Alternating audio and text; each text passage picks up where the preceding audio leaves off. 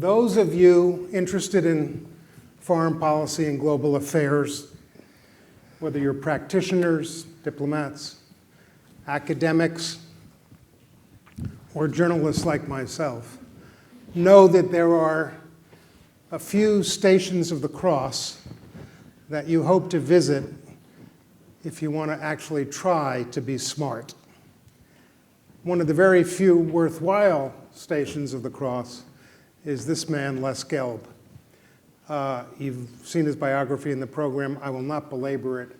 I just want to emphasize that he sits in New York, formerly running the Council on Foreign Relations, now retired, and people come and listen and learn. And if they're smart, they shut up and let him speak, which we're going to try to do now. Let me begin this way, with a little bit of history. 25 years ago, at the end of February 1991, the Gulf War ended. The ground war being a 4-day push by a coalition of close to 1 million troops that vanquished Saddam Hussein, kicked Iraq out of Kuwait, and seemed to set a new template for the projection of American power. 6 months after that, 25 years ago, this day, tonight, August 18th, 1991, powerful elements of the Soviet government, military, and KGB staged a coup against Mikhail Gorbachev, who was placed under house arrest. A few hours afterwards, a man named Boris Yeltsin, whom at that point very few people had heard of, climbed aboard a tank. There's always a tank in these situations, right? Rallied people to Gorbachev's defense, and he survived for 4 months. In December, Gorbachev resigned. The Soviet Union was officially dissolved. The Commonwealth of Independent States was created. And it was said that the United States was then, and forever would be, the lone superpower in the world capable of bending others to its will, to our will. Fast forward to today. We face a revived Russia with an aggressive leader, an expansionist China with an intelligent and also aggressive leader, a Middle East which I think any of us who have ever covered it would conclude is worse off now than it has been in our memory. In other words, the world which seemed placid and calm and ripe for American dominance is chaotic beyond measure. So the question for Ben is, Ben would know too. The question for Les is really, well, it's not that funny. The question for Les is, what the hell happened and what can we do about it? Mr. Gelb. Thank you, Mikey, and thanks for including me among this incredibly impressive group of speakers. What can we do about it? First of all, it's a problem since most of the people who come to speak to me and get down on their knees, they don't remember my name either.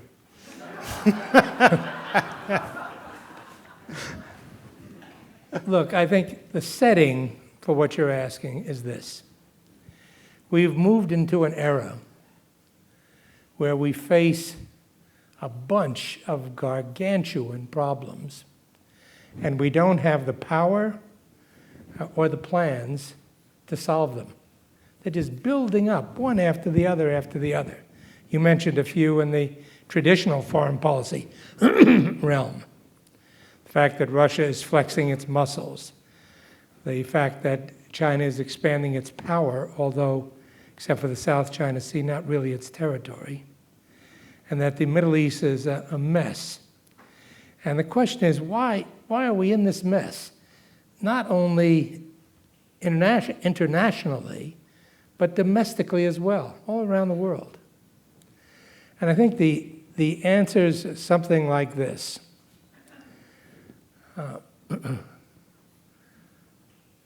First, we haven't got the power to solve them, particularly the international problems, the way we did. We used to have the power, in many cases, to command solutions because of our military and economic clout. And now, mainly, if we can get anything done at all, it's through the more complicated means of leadership power. And it's much more difficult to put that together. But why did it come to that point? Well, I think it came to the point because, in terms of international problems, they shifted from basically being between states to being within states. And it's much more difficult for the power of a nation, United States or any other nation, to reach within countries to settle those internal kind of differences. Enemies blend with regular citizens. Terrorists blend with the people around them. You can't put together a massive army and just beat them in the field. They don't even fight in conventional force ranks. They fight as guerrillas, always difficult to contend with. So we don't have that ability. We don't have the ability to stitch together deals in negotiations. I mean, look how long we've been trying to put something together in Ukraine or in Syria, and year after year we fail. It's not just because our leaders are inadequate, and alas, too often they are. It's because the strategies needed to do it are so damn complicated. You know, people in my business are forever being wrong. It's hard to be right most of the time. It really is. You hope that people forget what you said and wrote just last week. But the key is to approach it with a strategy and to be open to seeing your mistakes, to be open to seeing what's not working and how to fix it, because the mistakes themselves are inevitable. And we're just not good at that. Well, let's get a little more into the weeds, a little more specific. And begin, I guess, with Russia because it's so problematic at this point.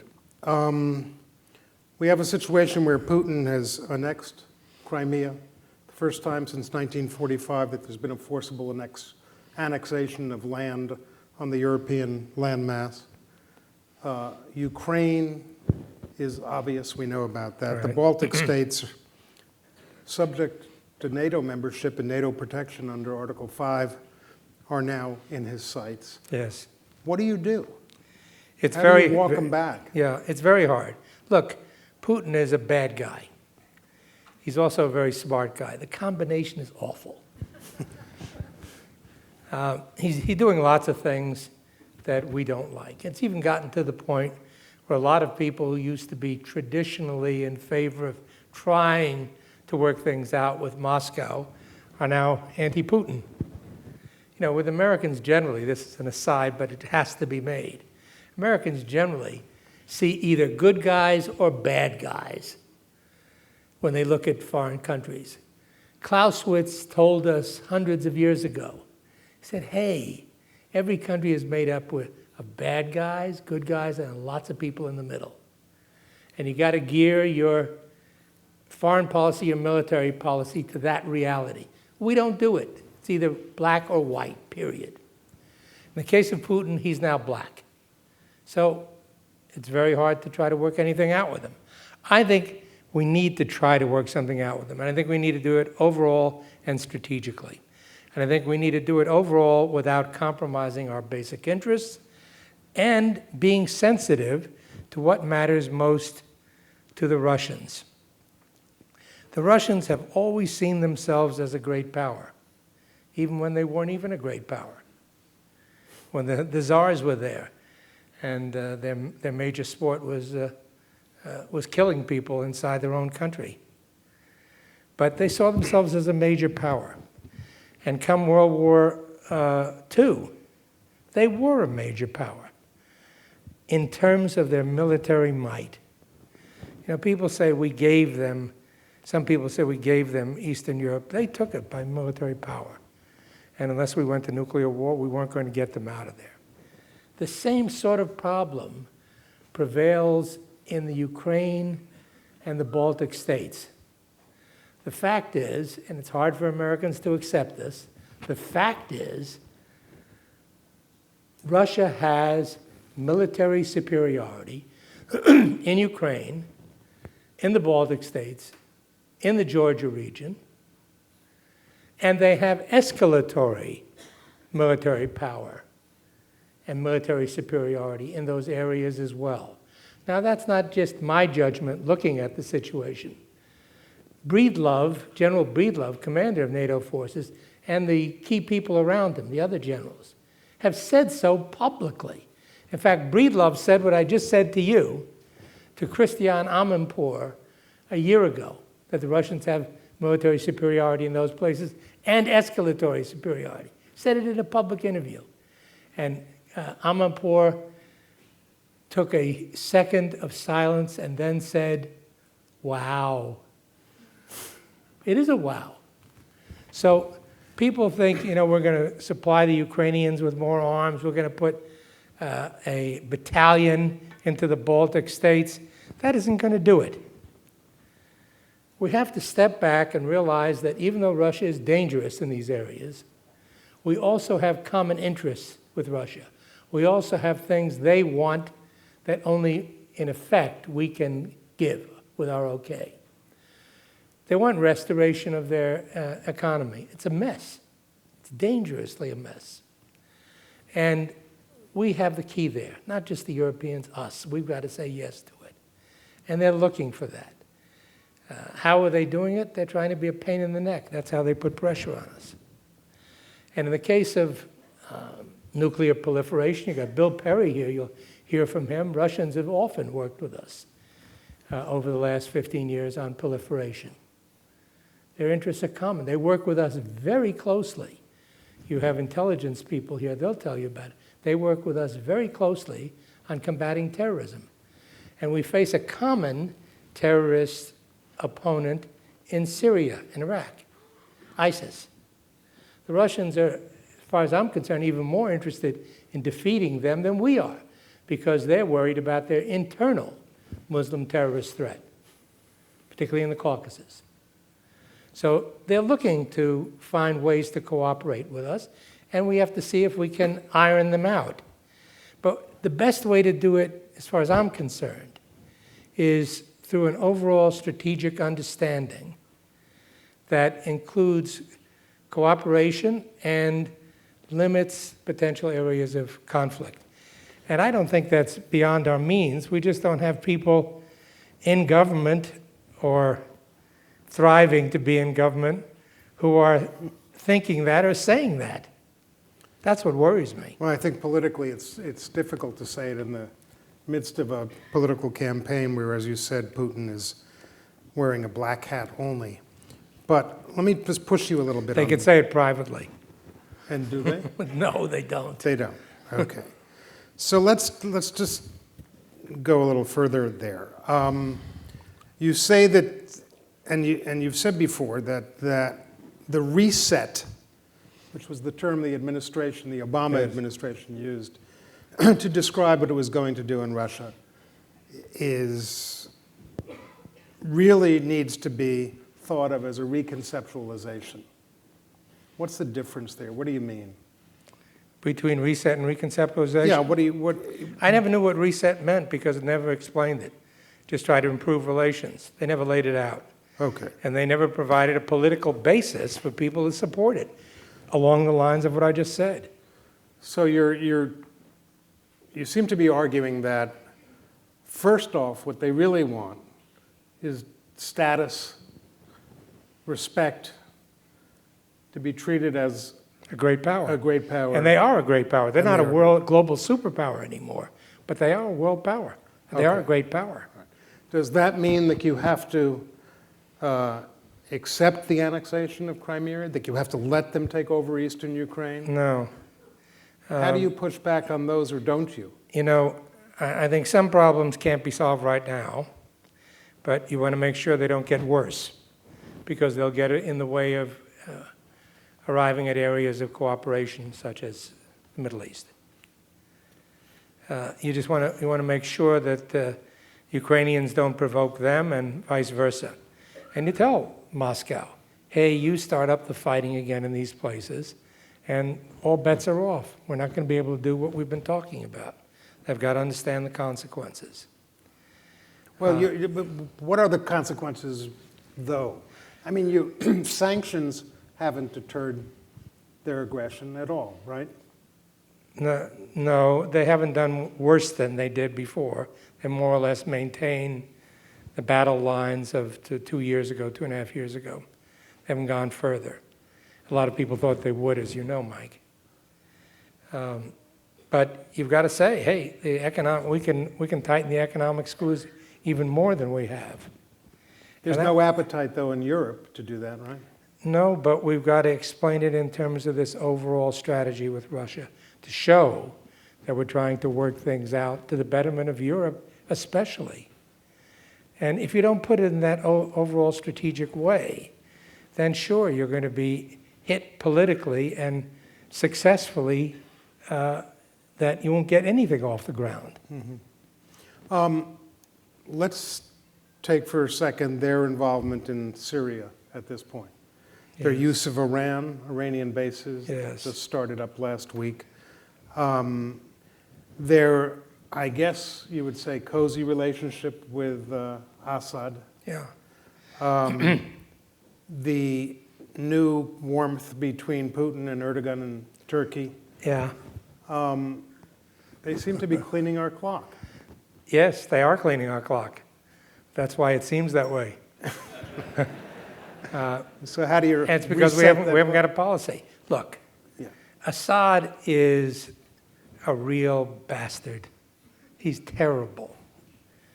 But to me, when I look at that area of the world, in fact, when I look at most problems that are this tangled, this severe, the first question I ask myself is exactly what is the threat and what's the bigger threat? And when I look at Syria, I say, what's the bigger threat, ISIS or Assad? We live with Assad as a bastard, and so did the people who are now rebelling against him forever with the Assad family for almost 5 decades. And as bad as he isn't as bad as ISIS. They're the bigger threat. Now, we once were capable of making that kind of strategic choice. We did in the Second World War. We chose the monster Stalin over the monster Hitler. And while Stalin was no piece of cake, he was a beast, it was better that we defeated Hitler. And we made that call. And we have to make the same call in Syria. We have to go with some sort of arrangement with Assad, part of the overall arrangement being we don't kick him right out of power, that there's conversations with the Iranians and the Russians and the Assad government about a gradual transition of him out of power. But meantime, we all cooperate against ISIS. ISIS is the far bigger threat to us all. And if it means somehow going along with Assad, even though he's going to continue to do some terrible things, that's the only way we're ever going to bring this battle to a halt. Otherwise, we'll go beating our gums the way so many people do and proclaiming the obvious that Assad is a bad guy. Where does that get you? Not far. All right, as long as we're in the Middle East, let's stay there.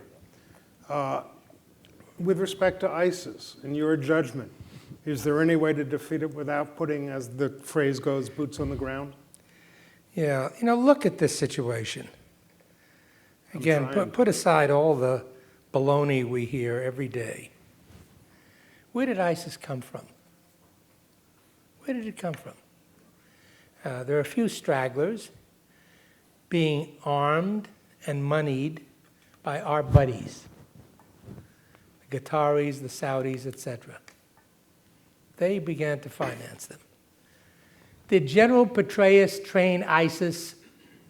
Not that I saw. Who trained them? They train themselves. They fight. They fight. What about our guys, the freedom-loving, freedom-fighting Syrians? What do? They don't fight. We gave them arms, not a hell of a lot, but we gave them arms 3 and 4 years ago. And what did they do with those arms? They gave them and sold them to ISIS. They gave them and sold them to al-Nusra. They didn't fight. Now, some of them obviously do fight. I'm not saying it's universal. But they could have put themselves into a huge fighting force the way ISIS is today. What is ISIS today? 35,000? 40,000? I don't know. They came from all over the place. But you've got several million Sunni Syrians. Why can't they fight? Why can't they? Well, why don't that's they a want good question. to? Why do the people we support always have trouble fighting? We've had with the Iraqis, the Afghans. Now again, some of the Iraqis do fight, some of the Afghans do fight. But look, we step out of these wars, and after spending trillions of bucks and supplying them with first-rate arms, they lose. What conclusion do you draw from that? What conclusion do American leaders draw from that? They've got to draw the conclusion that we've been doing it the wrong way, that somehow to build a strategy in these countries about building nations out of people who don't want to be built the way we want them to, who don't want to fight the way we want them to, is a losing proposition. Now, let me just. Yeah. You've made this point very often. It's a central tenet of your thinking that the United States almost reflexively believes that it understands the interests of other nations better than they understand it themselves. We're smart. That's where we start getting into trouble. Is that right? Yes, we do all the time. And to boot, we don't know diddly squat about those countries. The experience of our leadership, our top policymakers, with places like Afghanistan, Syria, Iraq, you name it, is almost nil. You have some foreign service officers, some aid officers, some academics. A tiny proportion of Americans know the world. And if you're going to make successful strategy, which I say is the key to making successful policy, then you've got to know who the hell you're dealing with. You've got to know the people who are potential allies, people who are going to oppose you no matter what, and how you use your power to strengthen those you can deal with and hurt those you can't. And if you don't know that, you're conducting policy in the blind. Here we support this Karzai guy for 100 years, and he's a crook. He's totally ineffective in Afghanistan. And in the case of Iraq, people are yelling, oh, Obama wanted to get out. He took all the troops out. Bush was doing the same damn thing. He was going to take all the troops out instead of leaving a few thousand because the Iraqi government wouldn't agree to allowing us to try our own people for crimes in Iraq, our own military. So he was going to get out too. It wasn't just Obama. They felt that was the end of it, that we had defeated the enemy. There's no such thing. We defeated them. Doesn't mean they're going to stay defeated. It's up to the people who we've been spending billions for and dying for who have to fight them, and they don't. Well, presumably they don't because they don't want to.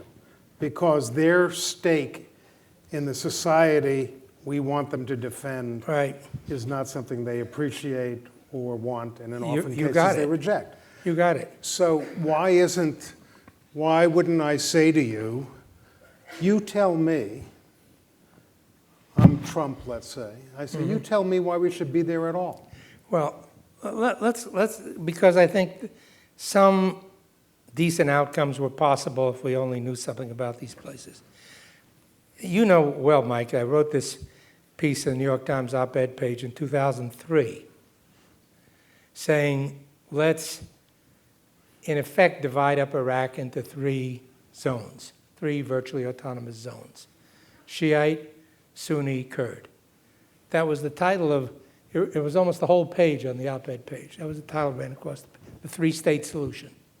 I didn't want to break up Iraq, but I wanted it to be a loose confederation or a federal system. You know, Americans hacked off at me when I wrote that piece, more so than any piece I've ever written. More so than any piece I've ever written. They said, "What is this federal system you're talking about? It's some commie idea?" They never heard that we are a federal system. We were created because we were a federal system. That lots of countries wouldn't exist today unless it were a federal system. And this one had to be at the end of the federalist range, because these different groups have been kept together not out of love for the country of Iraq, but out of force. And the way to get them to fight, Mikey, was to give them something to fight for, namely their own states within the broader Iraqi state. That would have given them something to fight for. Instead, what happened? We left, and the Shiite government in Baghdad took all power away from the Sunnis, and poof, they turned against us. So the whatever solution might be possible in that region, you're saying, I think, begins with an understanding and an appreciation that these essentially religious differences, which we may view as insane, who's the right descendant of Muhammad, have to be accommodated. And if you don't, nothing is ever going to get done. Is that right? In one way or another, you have to try to accommodate them without selling out your basic interest, yes. Yes. And if it turns out it doesn't work, we're no worse off than we've been, spending billions of dollars, trillions of dollars, and losing all these lives. Okay. So at least let's try to work it out. That's really the best defense of it, is that nothing else has worked, so why not try this? Yeah, why not try common sense? You know, Americans are supposed to be noted for their common sense. Right. Who'd we give it to, the Canadians? You should know, by the way, there must be a lot of Canadians here. You should know, by the way, that this 3-state solution was the one that Joe Biden adopted. Yeah, then we wrote together about it several times. Yeah, but Gelb was really the brain behind it. When you think about what you're saying and you look at other places in the world, don't you conclude that we were better off with the strong men who kept these areas together? Better off when Saddam was still in power? Well, I happen to, but I really put myself out on the end of a string this way. People don't like these realist positions. That's why the realist school in the United States of America is so tiny. I'm not in favor of losing and making the situation worse, I think. I wrote at the time of the Arab Spring that almost all those countries weren't going to have any spring. Libya, Egypt, whatever. I mean, you had to be only a gullible American to believe that when we got rid of Mubarak and called for immediate free elections, that the people who were in Tahrir Square, the Democrats who we saw on television and loved, that they had any chance of winning an election.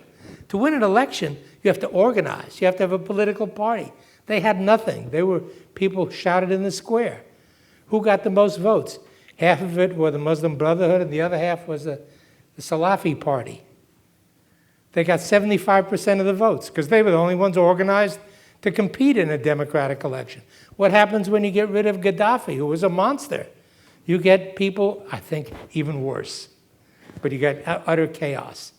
And if you knew anything about those countries, that's what you would have seen. But we say, free and democratic elections, God bless us. I mean, how stupid can we be? I mean, we did know how to build more democratic countries in the past. Because in the past, starting with the Truman administration, we understood that it would take time. It would take time. We did it in South Korea. We did it in Taiwan. And did it in Turkey until recently. But these were military dictatorships. And gradually we built up civil society. We built up political parties within these countries. They had freedom of the press. They had more laws. There were political parties that were democratic. And they turned these countries into democracies. They're pretty good democracies now, South Korea and Taiwan. But it took 30 years. And if we want to do it, help others do it, it's got to be through that kind of process. Okay. So you raised South Korea and Taiwan, which gives us some time to speak about China.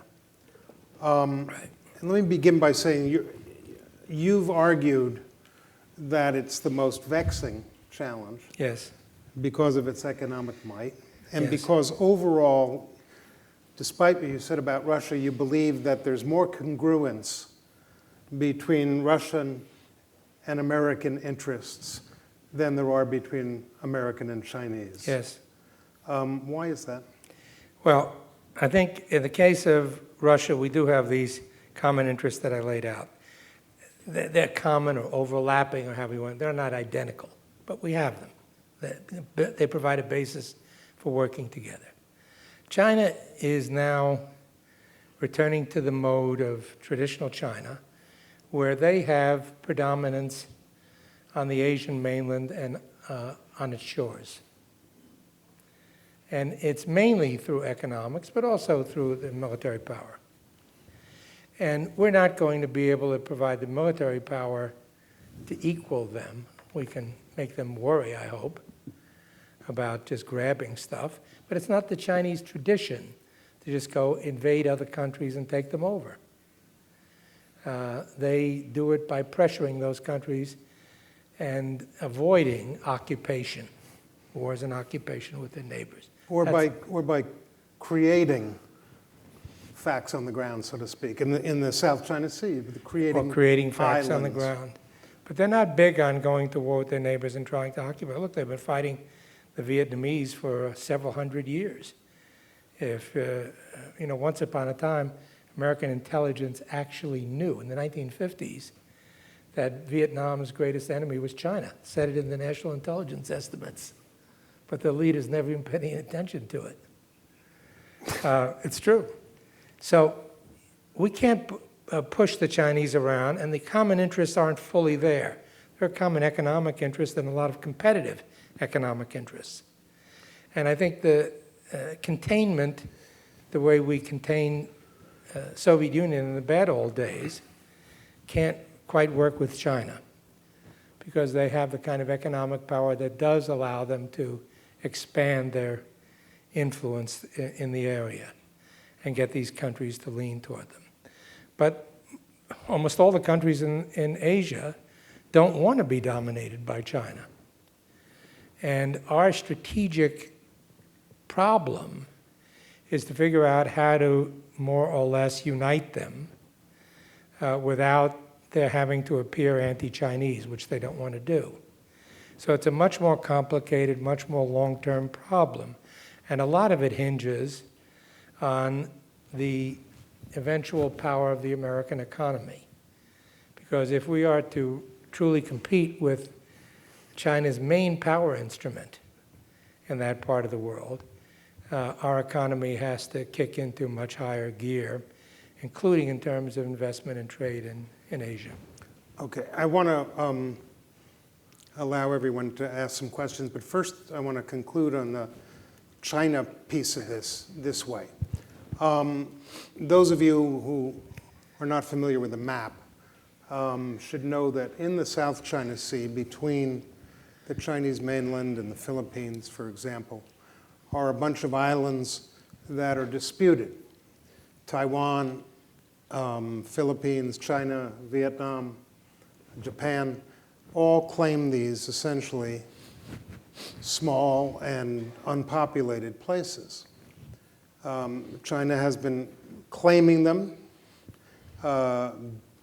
dredging sand to create land on which it is building airstrips. We're coming up to a place called Scarborough Shoal, and for everyone in this room who remembers for whom the words Quemoy and Matsu resonate, you should probably learn that name for this reason. There's a fair amount of chatter that after the meeting of economic ministers, the G20 in Hangzhou in 2 weeks from now, the Chinese, Beijing, could start one of these reclamation projects on this place called Scarborough Shoal, which is only 130 miles from Manila and Subic Bay, where we have a gigantic base. We have a mutual defense treaty with the Philippines, and things could get really messy if we allow them to. Is there anything we can do about this? Not much. We sent additional naval ships into the region, carrier, and to establish a presence. I only hope to hell that they've thought about what they would do if somebody starts shooting. They've thought through what would happen, and that we're having regular conversations with the Chinese to try to avoid a bad incident. But we have to have a military presence there.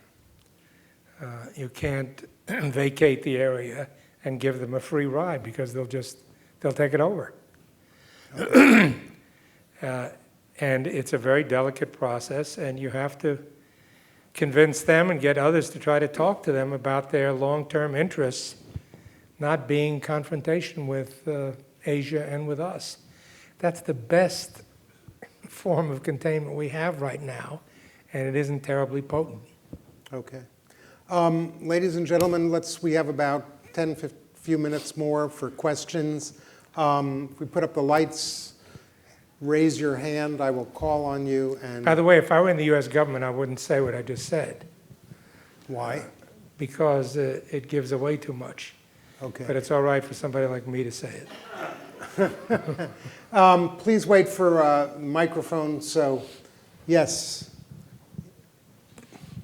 Hi, I'm Christine Harper. I just am curious about your thoughts on how America is going about influencing the domestic politics of some of these other countries, which are, in many cases, Philippines one of them, Hungary another one, sort of electing leadership that tends towards our geopolitical rivals. I think Duterte in Philippines is quite anti-American.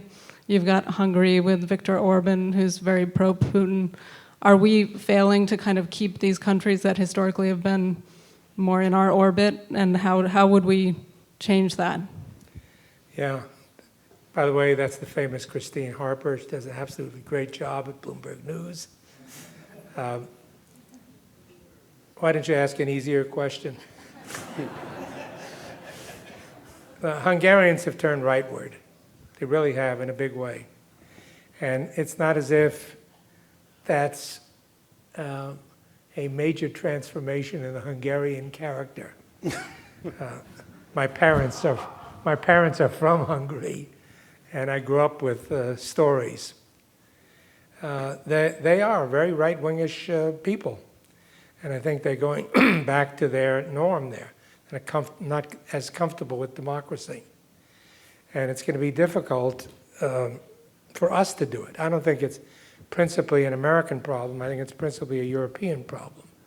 And the Germans, and talk about doing things right. Look at what we did in Germany and Japan.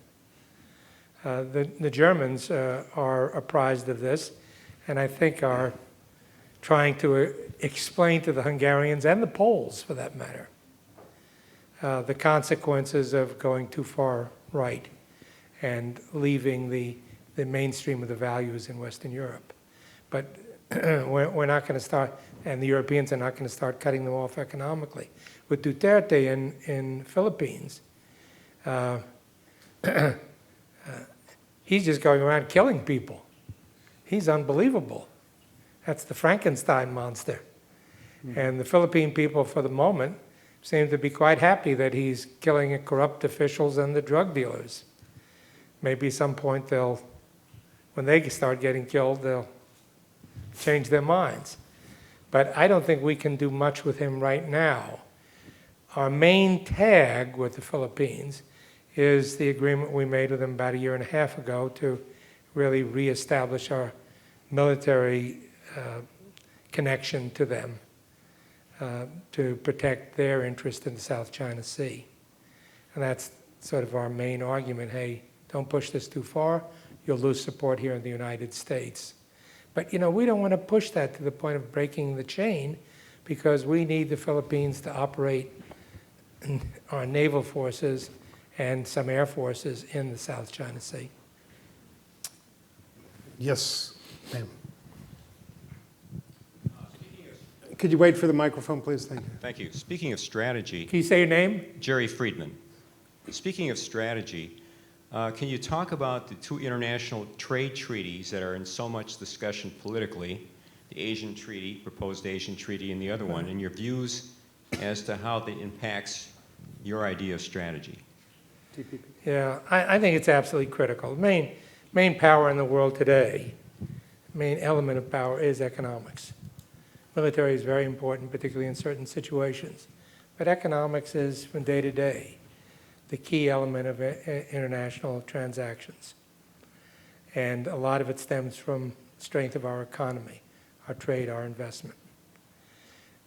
And in modern times, we've assumed that that's best protected through freer trade. And that became kind of a mantra, as I'm sure you know. And then we've discovered, more than we realized at the time, that there are pluses and minuses to freer trade. And that negotiating these agreements is an incredibly complicated enterprise, between 2 states, let alone between a dozen. And it's made us very antsy now, because we're focusing more on the downside of freer trade, the jobs lost, than the upside of freer trade, potentially lower prices, and to the advantages of American firms that can compete. But it's, you have a number of people at this conference who can speak to this. You ought to put that same question to them, because I don't think we've thought in strategic terms deeply enough about freer trade and what it means for us. Do you, just following up on that, assuming the Trans-Pacific Partnership, the TPP, goes down, and both Trump and Hillary have announced that they're against it, what comes next there? Yeah, they don't know. Our negotiator for TPP, Mike Froman, is an A-plus guy. He really is very able, very smart. And he knows this stuff. Most people who talk about TPP haven't read one paragraph in the damn treaty. They don't know anything about it. Just watch television. It's just horrific. And, he understands its imperfections. You're making a deal, you give and you get. And they're going to try to bring it to a vote as soon as they feel they can wrap up a handful of Democrats to go along with the majority of Republicans who will vote for it. But I don't think we'll see it before the election. But I don't know. They're going and vote counting almost every day. And Froman will do it with real professionalism. What, I'm sorry, I don't want to monopolize. Yes, sir. Just a second. Peter Heller, are you worried about what I perceive to be both the economic and the political weakness or uncertainty of Europe in this framework.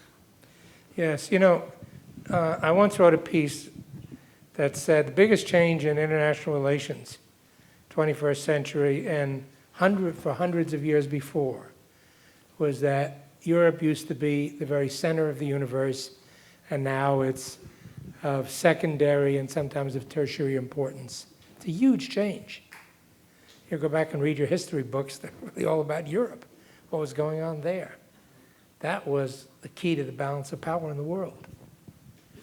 And now Europe is sort of, I can't think of the right word, but they're not together, and they're not potent, and they're not weak, but they just don't count the way they... Relevant. Yeah, they're not as relevant to the degree they were in the past. I don't think they're about to sink or become a backwater or anything of the sort.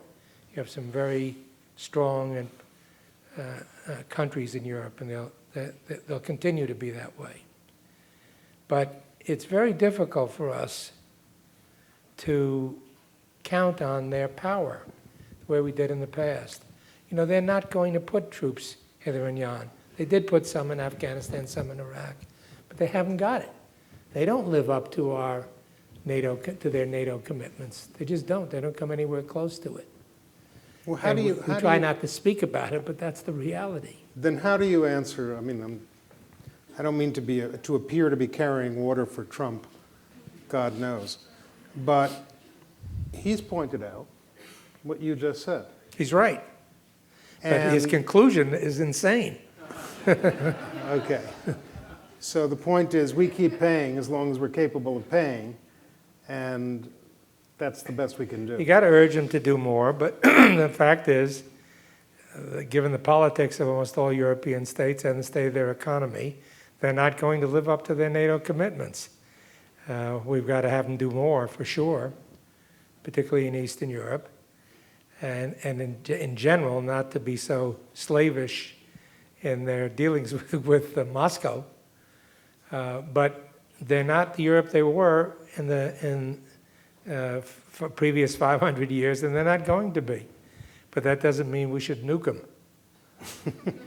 As delicious as the thought may be to 35% of our fellow Americans. Yes. And not to speak of Canadians. Right. Sorry. My name is Larry Litany Lit.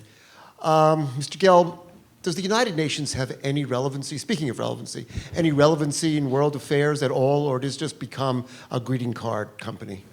Yeah, I haven't got the profanities to describe my feelings toward the United Nations. You do.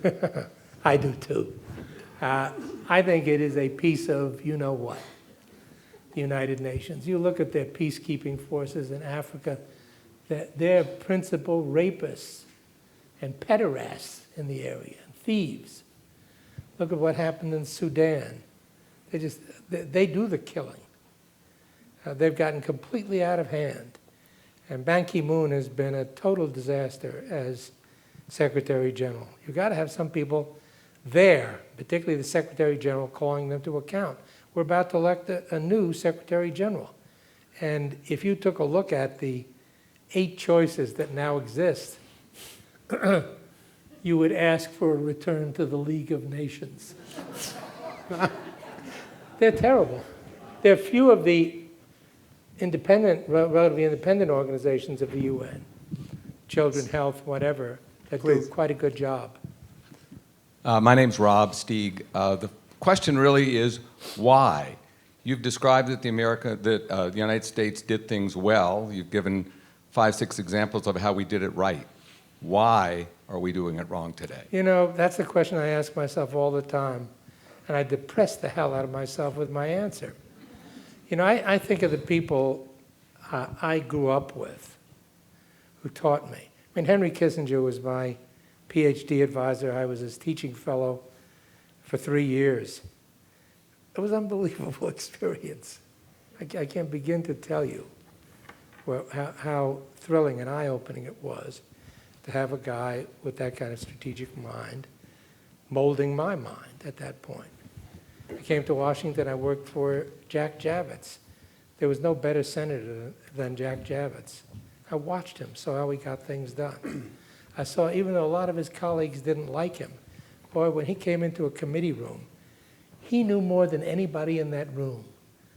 And that gave him power. You know, when you don't know anything and you're in an argument and there are other people around, you tend to lose. Javits was potent.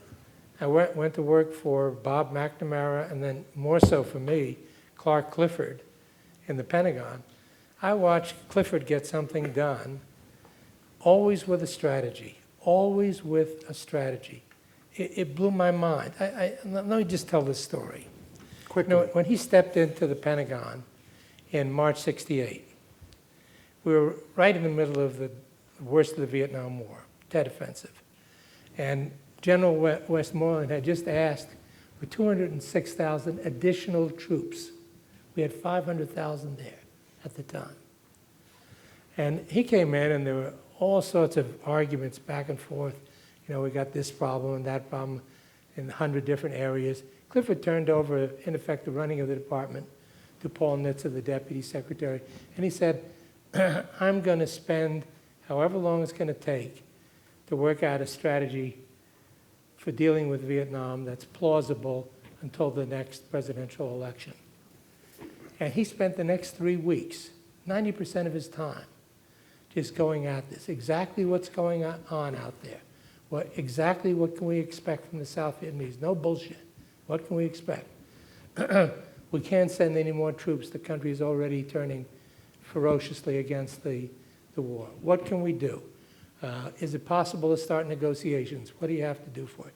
And after 3 weeks, oh, and by the way, he said, as you know, every Tuesday there's a lunch with the President of the United States. Here's what I plan to say. And he wouldn't do what almost everybody else did, say, I'm going to make 3 points, 1, 2, 3. He says, we all have 3 to 5 minutes. And then he'd give his 3 to 5 minute statement. He'd give the whole damn thing. Then he'd go around the room, and each time he would say, now, I depend on you to tell me the truth. If you don't tell me the truth, nobody's going to.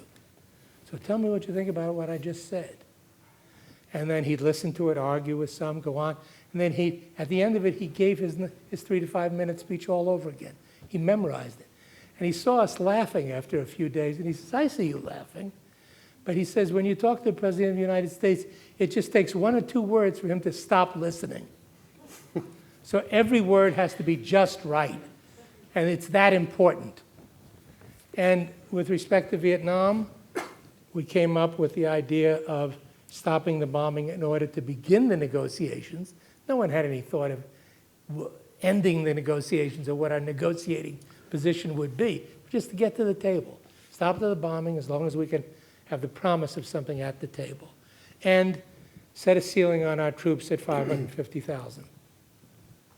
And that's what happened at the end of the year. Okay. But he thought about it strategically. He said, who's going to oppose us? How do we deal with them? Who's going to help us? How do we strengthen their hand? And so forth. And if you don't do it that way, you see what we get. Okay, and you see what we get. Thank